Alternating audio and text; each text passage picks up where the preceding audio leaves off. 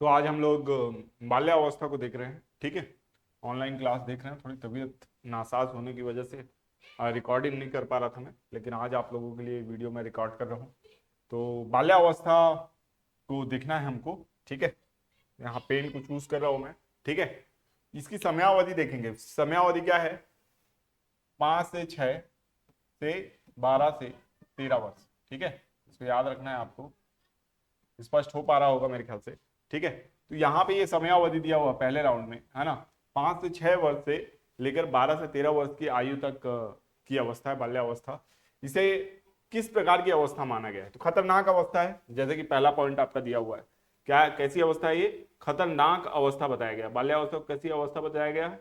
खतरनाक अवस्था बताया गया है। इसको याद रखना है आपको। ठीक है, तो खतरनाक अवस्था है, यहाँ पे लिखा हुआ है खतरनाक अवस्था, ये याद रखना है। गंदी अवस्था बताया गया है। अजीबो गरीब अवस्था बताया गया है। ठीक है, खेल की अवस्था बताया गया है ना। आत्मनिर्भरता, स्फूर्त, उत्तरोत्तर वृद्धि और विकास की अवस्था, मूर्त चिंतन की अवस्था, पुनरावृत्ति या पुनरावृत्ति की प्रवृत्ति की अवस्था बताया गया है, टोली या समूह की अवस्था बताया गया है। ठीक है, आपको विजन क्लियर हो रहा है या मैं इसको बड़ा करूं? बड़ा कर देता हूं अगर विजन क्लियर नहीं हो रहा है तो, है ना। और जो भी ये अवस्थाओं वाला वो बना हुआ है उसको अपन इरेज कर देते हैं, फिर से इसको देखेंगे। ठीक है, इनको सेलेक्ट करके इसको इरेज कर रहा हूँ। ठीक है, तो मेरे ख्याल से अब विजन क्लियर हो रहा होगा। नहीं हो रहा होगा तो मैं और इसको इनलार्ज करता हूँ। थोड़ा सा धुंधला हो जाता है क्योंकि बुक की स्कैनिंग है ना। चलिए ठीक है, तो मैंने जैसे कि बताया आपको 5 से 6 वर्ष, है ना। 5 से 6 वर्ष से 12 से 13 वर्ष की आयु तक की यह अवस्था है। ठीक है, फिर इसके बाद हमने देखा कि ये क्या है? खतरनाक अवस्था है। खतरनाक अवस्था, गंदी अवस्था बताया गया इसको, गंदी अवस्था। अजीबो गरीब अवस्था बताया गया। ठीक है, खेल की अवस्था बताया गया है। आत्मनिर्भरता की अवस्था इसे माना गया है। स्फूर्ति की अवस्था माना गया है। उत्तरोत्तर वृद्धि और विकास की अवस्था माना गया है। किस काल को बोला जा रहा है? बाल्यावस्था को बोला जा रहा है। ठीक है, इसके बाद मूर्त चिंतन की अवस्था है, पुनरावृत्ति की प्रवृत्ति की अवस्था है। ठीक है, तो ये सारी अवस्थाएं हैं ये। ठीक है, इनको याद रखना है। ठीक है, इसके बाद अपन आ जाते हैं टोली या समूह की अवस्था है। आत्म केंद्रित और स्व प्रेम की अवस्था है। तार्किक चिंतन की अवस्था है। ठीक है, किसकी अवस्था है ये? तार्किक चिंतन की अवस्था है।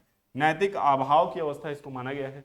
ठीक है, इसके अलावा जीवन की अनोखा काल की अवस्था इसको बोला गया है। ठीक है, अनुकरण प्रवृत्ति की अवस्था भी बोला गया है इसे, है ना। मानसिक प्रक्रिया की विकास में तीव्रता की अवस्था है। ठीक है, इसके बाद प्रारंभिक विद्यालय आयु की अवस्था है। सामाजिक भावना की उदय की अवस्था माना गया है। बालक की व्यक्तित्व की नींव बाल्यावस्था में ही पड़ती है।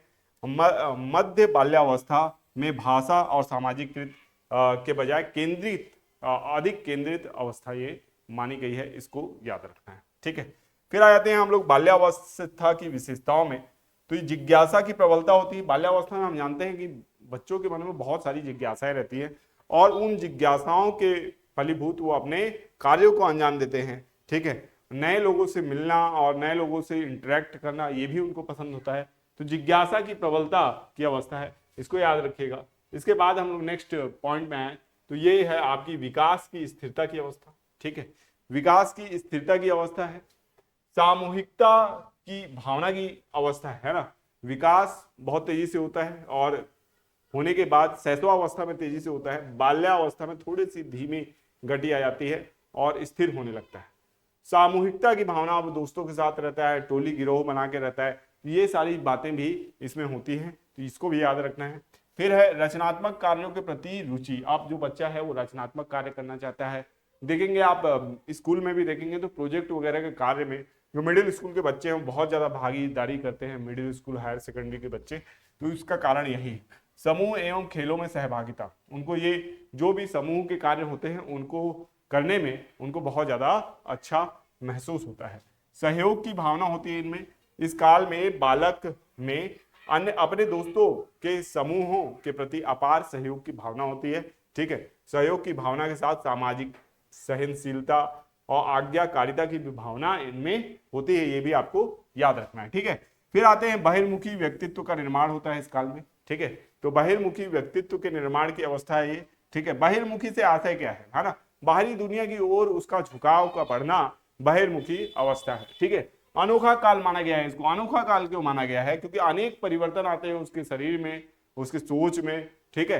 उसके परिणाम स्वरूप जो वो काम करता है, जो उसके परिवर्तन होते हैं वो अनोखे माने गए हैं, ठीक है। संवेगों पर नियंत्रण, संवेगों पर नियंत्रण रखता है बच्चा, है ना, रखने की कोशिश करता है। अच्छे बुरे का फर्क सीख जाता है या सीखने का प्रयास करता है, उसको समझ में आने लगता है कि बड़ों को सम्मान करना चाहिए, किन लोगों से बात करना है, किन लोगों से बात नहीं करना है, कौन सी चीजें अच्छी आदतों में आती हैं, कौन सी बुरी आदतों में आती हैं, ठीक है।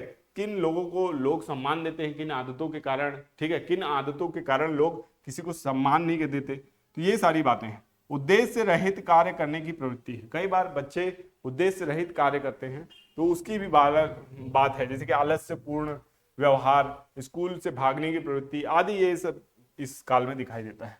वास्तविक जगत से संबंध, ठीक है, वास्तविक जगत से इनका संबंध जो है वो कैसा रहता है? तो वास्तविक जगत के बारे में ये सोचने लगते हैं। कई बच्चे जो हैं अपने इसी एज में सोचने लगते हैं कि भविष्य में उनको क्या करना है, क्या बनना है। परिवर्तनशीलता, परिवर्तनशीलता इसमें बहुत तेजी से उनको यानी उनका व्यवहार में परिवर्तन आता है। और बालक क्योंकि बहुत से वातावरण में के संपर्क में आता है तो उस कारण से उसके व्यवहार में तेजी से परिवर्तन आता है। तो इसको भी आपको याद रखना है। नेक्स्ट स्लाइड में चले तो तर्क संगत विचार अब वो करने लगता है।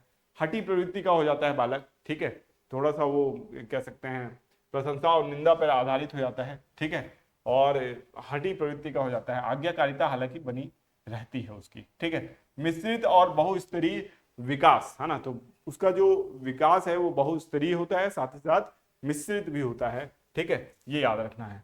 अभिवृद्धि में स्थिरता आती है, इस समय बालक की स्थिरता बनी रहती है, ठीक है। आत्मनिर्भरता की भावना भी उसमें आ जाती है कि मुझे आत्मनिर्भर बनना है, ठीक है। उसके बाद शर्म तथा गर्व जैसी भावना भी उसमें आ जाती है, शर्म की भावना, गर्व की भावना, ठीक है।